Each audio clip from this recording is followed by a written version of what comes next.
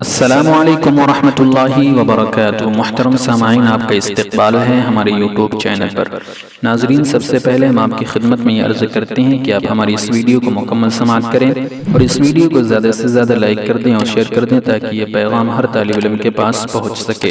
تو ناظرین، آئیے خبروں کی طرف بڑھتے ہیں۔ ناظرین، خبر سماعت کریں کہ دارالعلوم دیوبند اور جمعیت علماء ہند کے ذمہ داران نے کی ایس ڈی ایم سے ملاقات۔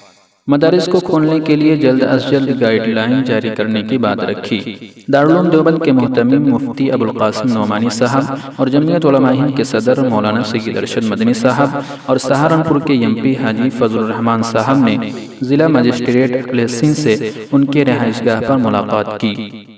صدر المدرسین حضرت مولانا سید ارشد مدنی صاحب نے ایس ڈی ایم صاحب سے کہا کہ مرکزی حکومت کی جانب سے نئی ان لاک گائیڈ لائن میں مذہبی مقامات کو کھولنے کی اجازت جاری کر دی گئی ہے۔ اسی کو دیکھتے ہوئے اسکول بھی کھل گئے ہیں۔ مولانا ارشد مدنی صاحب نے کہا کہ انتظامیہ کو چاہیے کہ وہ بھی مدرسے کھولنے کے لیے رہنما اصول جاری کرے، کیونکہ مدارس نہ کھولے جانے سے طلبہ کی تعلیم کا نقصان ہو رہا ہے، لہذا اس سلسلے میں ایک رہنما اصول جاری کیا جائے۔